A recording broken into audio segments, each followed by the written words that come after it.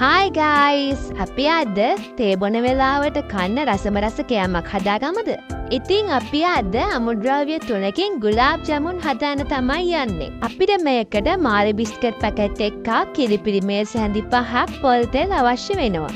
දොළදුක YouTube channel එකට ඔයාව ආදරයෙන් පිළිගන්නවා. දැන් අපි හදන්න පටන් ගමු. මුලින්ම අපේ මාළි බිස්කට් ටික හොඳට බ්ලෙන්ඩ් කරගන්න ඕනේ කුඩු වෙනකම්ම. දැන් මේ මාළි ටික වෙනම භාජනයකට දාගෙන මම ඉස්සෙල්ලා කිරිපිටි මේසනි 5ක් වෙන් කරගෙන තියාගත්තා නේද? ඒකෙන් මේස හැඳි 3ක් මේකට එකතු කරලා හොඳට කලවම් කරන්න ඕනේ. දැන් පොල් තෙල් ටික. මේ පොල් තෙල් ටිකත් අපේ බිස්කට් කුඩු වල හොඳට තැවෙන විදිහට හොඳට මිශ්‍ර කරගන්න ඕනේ. දැන් අපි ඊටු කිරිපිටි මේස් හැරි දෙකට වතුර කප් 3න් එකක් දාලා හොඳට දිය කරගන්න.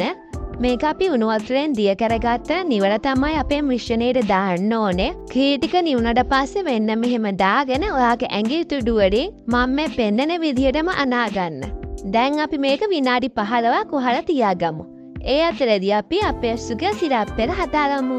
අපිට මේක හදන්න සීනි කප් එකයි වතුර කප් එකයි අවශ්‍ය වෙනවා. සුගර් සිරප් හදද්දී සීනි වතුර ගන්න එකම ප්‍රමාණවල වලට මේකට ඔයාලට කරදමුංගු කරාබු නැටි වගේ දේවල් එකතු කරගන්න පුළුවන්. මම එකතු කරගන්නවා කරදමුංගුවට දෙක තුන. සීනි ටික හොඳට තිය වෙනකම් ලිපේ තියාගන්න.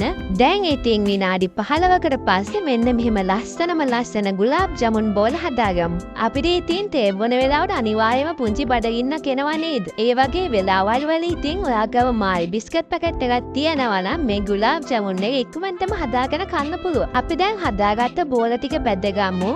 ඔයා මේ බෝල ටික මද්දකින්නේ රන්වන් පාට වෙනකම් බෙදගන්න ඕනේ. මේ බෝල ටික හයි හීට් එකේ බැද්දොත් එහෙම වටේ විතරක් බැදිලා ඇතුළ තැම්බෙන්නේ නැතුව යනවා. ඒ නිසා හිමින් සැරේ චුට්ටක් ඉවසීමෙන් බෙදගන්න වෙනවා. තෙල් එකෙන් එළියට ගත්ත ගමන් බෝල ටික අපි හදාගත්ත සුගර් සිරප් එකට දාන්න.